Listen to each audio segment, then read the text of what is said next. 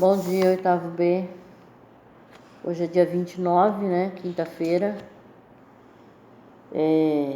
Vamos recomeçar o assunto aí sobre reprodução, né? Sobre o desenvolvimento do zigoto nos animais. Lembrando, pessoal, o que é zigoto? Quando ocorre a fecundação do espermatozoide pelo óvulo ou do gameta masculino pelo gameta masculino no gameta feminino, ocorreu a fecundação, houve a formação do zigoto. Então, a primeira célula que é formada na fecundação é chamada de zigoto. Do zigoto é que vai ocorrendo as divisões celulares e chega lá no embrião. E aí o embrião, por divisão celular, novamente, vai se desenvolvendo. Então, nós vamos ver aí os tipos de divisões, não, tipo de divisão não, tipo de desenvolvimento do zigoto nos animais. Então, nós temos aí os animais vivíparos. O que acontece nesses animais? Animais vivíparos são aqueles animais onde a fecundação ocorre, o desenvolvimento do embrião ocorre, a fecundação não, o desenvolvimento do embrião ocorre dentro do corpo da mãe. Então, são os vivíparos, tá?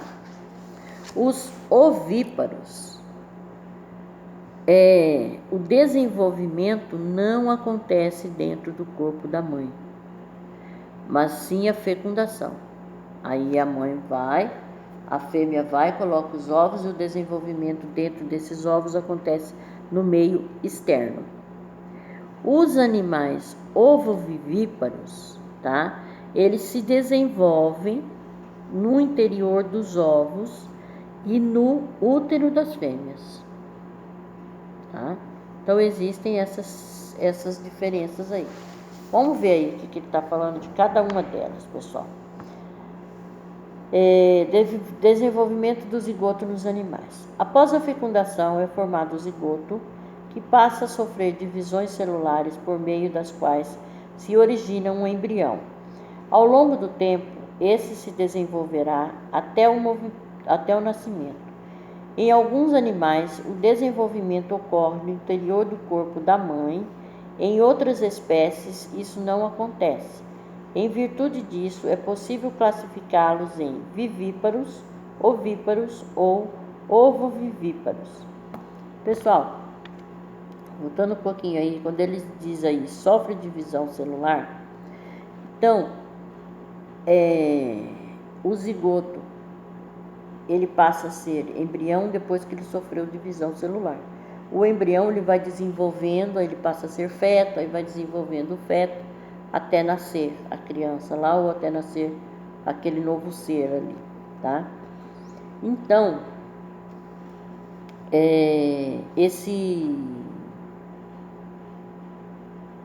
essa divisão celular, desculpa aí, pessoal, fugiu o que eu ia explicar.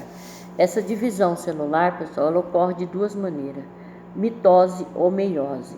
Que às vezes a gente fala assim, ele vai se desenvolvendo, o zigoto se desenvolve por divisão celular. Mas o que é isso? Como assim divisão celular? Mitose ou meiose, tá? Só que divisão celular, vocês vão aprender lá o processo de mitose, o processo de meiose. Eu não sei se nessa apostila aqui, nesse bimestre, está falando alguma coisa sobre isso. Mas se tiver, vai só citar mitose e meiose. Por quê? Porque isso é assunto lá da biologia no ensino médio, tá? Então, quando vocês forem estudar biologia lá no ensino médio, vocês vão ouvir falar muito de mitose e meiose. Por quê? Porque são divisões, tipos de divisões celulares. Então, nós temos ser que desenvolve por mitose, outros por meiose, e outros que desenvolve até certo tempo mitose, depois meiose, tá? Mas isso é lá para o assunto da biologia. Ainda ali, pessoal, ele diz lá, tem uma foto aí, né, de uma mulher gerando uma criança, né? Ele diz lá, o desenvolvimento do embrião humano ocorre no interior do útero da mãe. Então tá ali, né?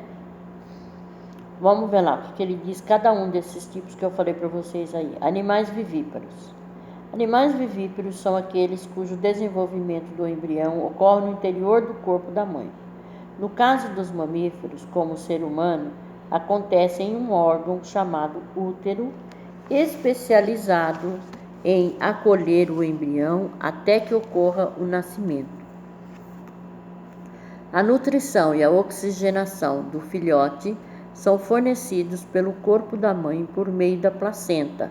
Então nós sabemos, né, pessoal, que a placenta é onde fica o embrião, dentro do útero está a placenta, dentro da placenta fica o embrião. E a oxigenação e a nutrição é feita através do cordão umbilical, né? Ali, que através desse cordão umbilical que se tem a nutrição e a oxigenação, tá? E também, pessoal, a placenta, ela funciona como se fosse como que eu vou comparar? Como se fosse um amortecedor do carro. O amortecedor do carro, qual que é a função dele? Quando você passa em algum buraco, né? Amenizar a batida, a queda. Mesma coisa a placenta, porque se a mãe leva um tombo ou se a mãe bate a barriga em algum lugar, se não tivesse a placenta, o feto sentiria, né? Iria afetar esse embrião. Então, a placenta também tem essa função. Então, por meio da placenta, órgão que envolve e protege. Exemplos de animais vivíparos são a maioria dos mamíferos, como gatos e elefantes, além de alguns répteis, peixes, anfíbios e insetos. Animais ovíparos. Os embriões desses animais não se desenvolvem no interior do corpo das fêmeas, mas externamente dentro de ovos, que permanecem no ambiente até os embriões estarem prontos para nascer, rompendo a sua casca. Cada ovo tem um embrião e uma reserva de material nutritivo que deve durar todo o período de incubação.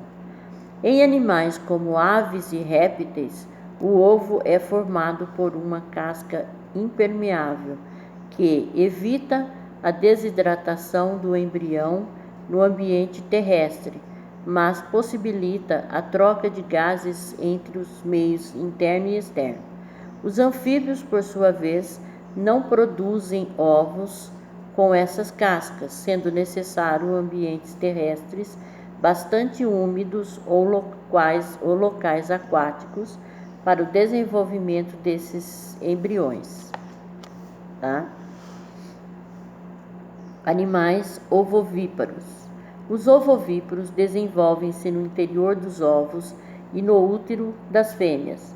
Após a fertilização que ocorre internamente, são produzidos ovos, os quais não são deixados no ambiente, ficam retidos no interior da mãe até a hora do nascimento desses animais que eclodem os ovos e então vão para o ambiente. No caso dos ovovíparos, a função do corpo da fêmea é proteger os ovos contra possíveis danos, predadores e condições ambientais desfavoráveis, sendo que a fonte de nutrição do embrião vem dos ovos e não da mãe. Algumas espécies de tubarões e cobras são exemplos de animais ovovivíparos, tá? Então, pessoal, ali, ó, ovíparos não desenvolvem no corpo da fêmea.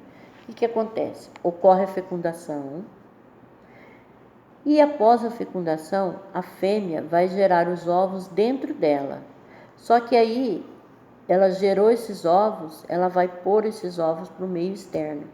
Como lhe deu o exemplo aqui das tartarugas marinhas, né? A tartaruga vai lá na praia, cavam lá, como fazem um ninho, né? Cavam a areia e depositam os ovos delas ali e cobrem com areia. Aí fica ali, né? De 45 a 60 dias. Quando passou esse tempo aí, 45 a 60 dias, os embriões já estão prontos, as tartaruguinhas já estão prontinhas. Aí elas rompem esses ovos e correm lá pro mar, né? Só vai voltar para a areia quando chegar a época delas fazerem essa reprodução. Então, esses são animais ovíparos. Isso também acontece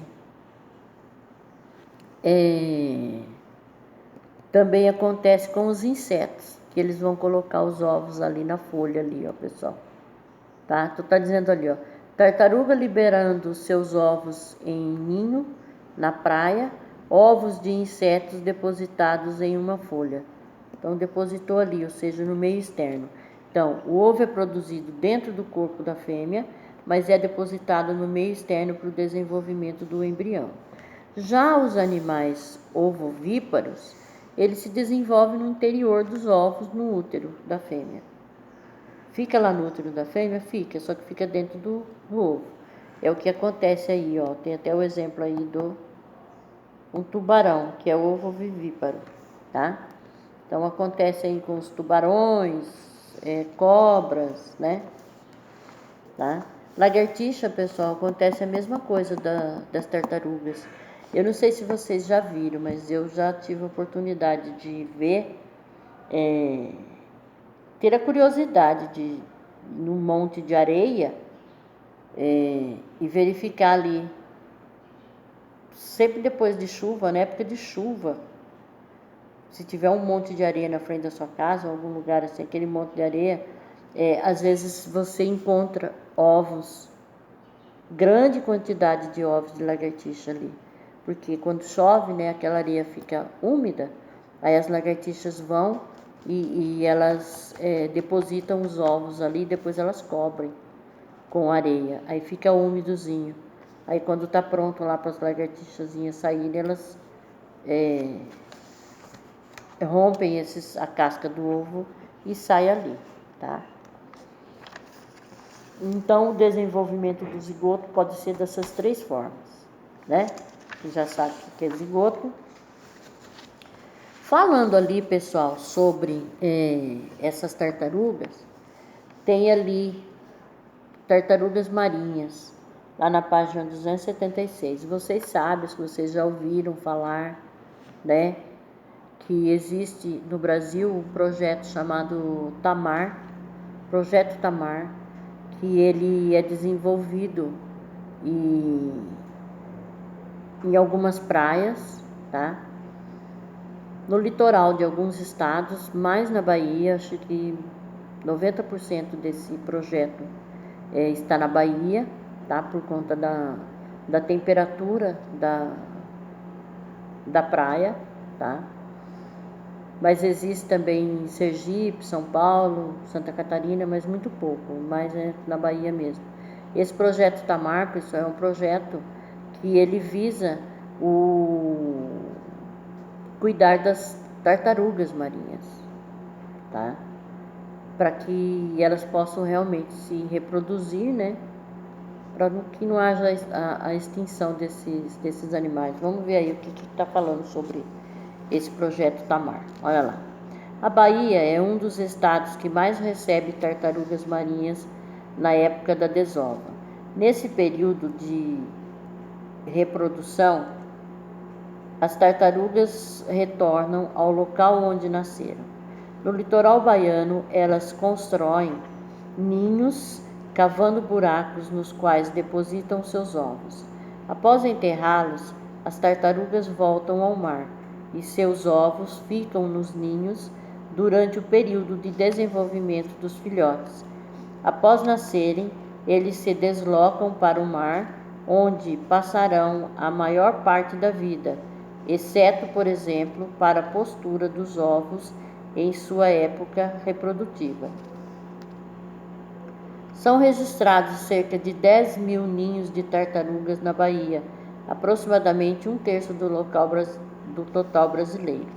A desova ocorre em uma faixa de praia de 22 quilômetros que vai de Salvador até a divisa com o estado de Sergipe. Nessa extensão de praia aí, pessoal,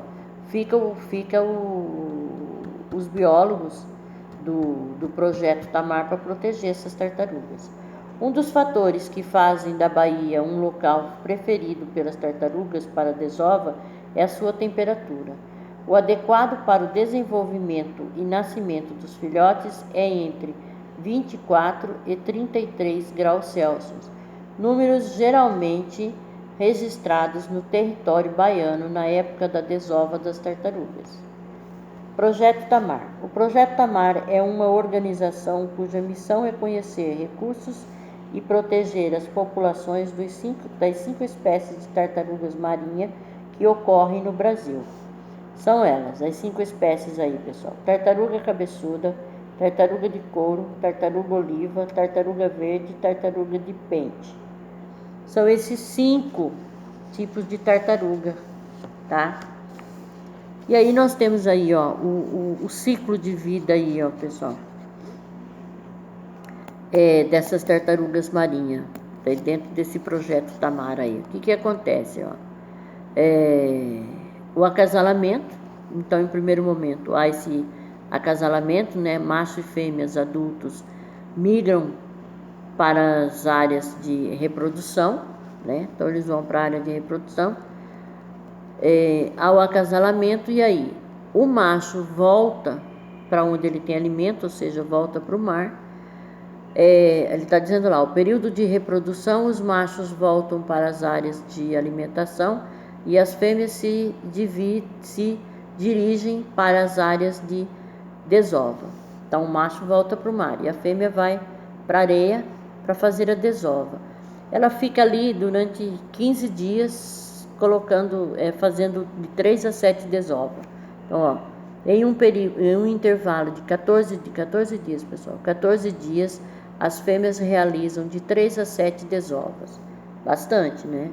Depois, nascimento. Depois de 45 a 60 dias de incubação, nascem os filhotes de tartaruga marinha.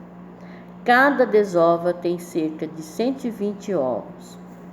Então, cada desova, pessoal, 120 ovos. Então, em uma desova, 120 ovos, em uma desova vai dar ali 120 tartaruguinhas. Elas fazem de 3 a 7 desovas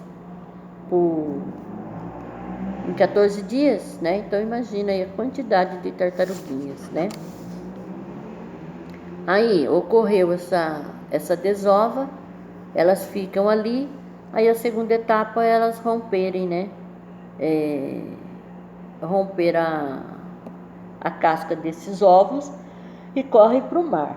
Olha lá, nova vida. Os filhotes recém-nascidos nadam para o mar aberto, onde então se desenvolvem até se tornarem adultos. Então, eles romperam aqueles ovos ali. É uma corrida, pessoal. É uma corrida pela sobrevivência. Eles têm que chegar rapidamente ao mar, tá? Aí elas atravessam toda aquela extensão de areia e chegam lá no mar. Tem algumas que não conseguem, mas a maioria chegam. E aí, essas tartarugas jovens e adultas se dirigem para as áreas de alimentação costeira. Então elas vão lá, né, se desenvolvem lá no mar e vão para as áreas onde elas vão se alimentar. Eles fizeram aí, pessoal, um infográfico. Infográfico é isso daí que está aí, ó, comparando, né, um ser humano com os tipos de tartaruga, os 5 tipos de tartaruga. Então, o ser humano ele tem, em média, 1,80 m de altura. A tartaruga oliva, ela tem, em média, 90 a 100 centímetros, né? 0,9 a 100 centímetros, tá? A tartaruga de pente, ela vai medir mais ou menos 1,20 m, 1,20 m. A tartaruga cabeçuda, ela já tem mais ou menos 1,40 m, 1,35 m. A tartaruga verde, ela já atinge lá, ó, 1,50 m. E a maior é a tartaruga de couro, e ela é maior do que o ser humano. Veja que eles colocaram o ser humano aí para comparar o tamanho da tartaruga. Olha lá, uma tartaruga de couro, ela já chega, ela pode atingir até 2,40 metros, tá? Ou seja, enorme, né, pessoal? Para isso, o projeto monitora áreas de desova e alimentação das tartarugas por meio de suas bases de pesquisa. O projeto Tamar realiza também pesquisas sobre a biologia da tartaruga marinha, seu desenvolvimento pelo oceano e sua conservação.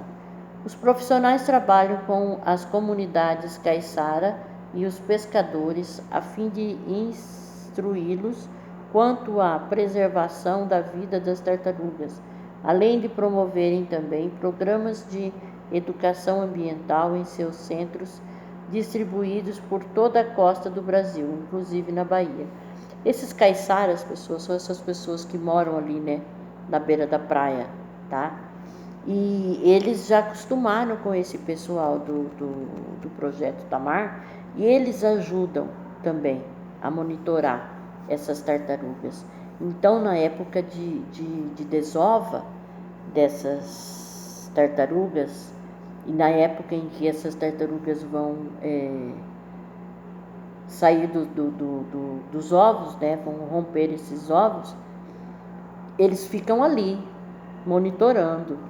E os caiçara ajudam, que são essas pessoas que moram ali, e também os pescadores de outras áreas, né?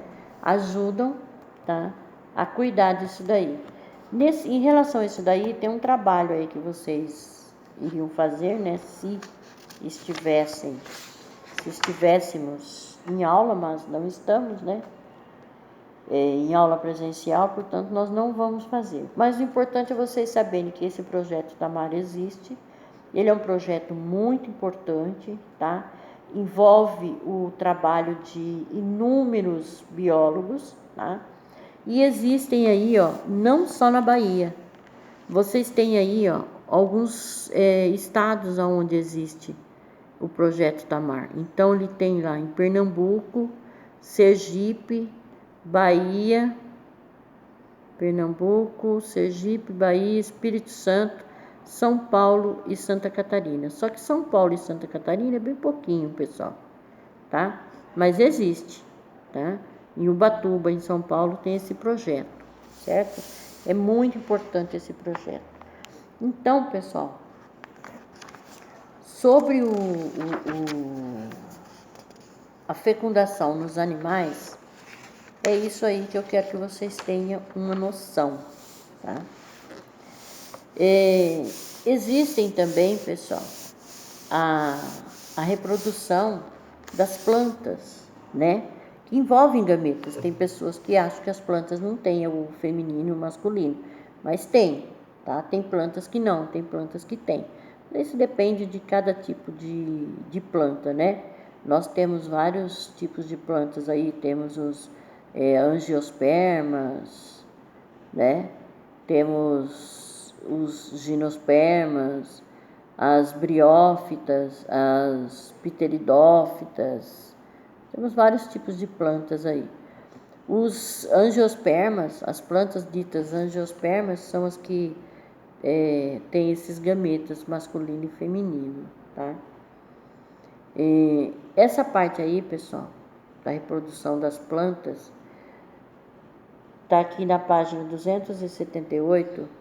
Na próxima aula nós vamos falar um pouquinho sobre isso daí. Falar, não, nós vamos ler o que ele está dizendo aí, porque para nós, na realidade, eu não vou nem cobrar nada de reprodução de plantas de vocês, porque isso é um assunto da botânica que vocês vão estudar quase que, acho que um bimestre todo, só de botânica, lá no ensino médio, tá? Então aqui vocês só vão ter uma noção, saber que existe essa reprodução por parte das plantas, que as plantas também possuem zigoto, tá? Mas isso nós vamos ver na nossa próxima aula, que vai ser amanhã, né, pessoal? Quinta-feira. Então até amanhã. Beijo a todos.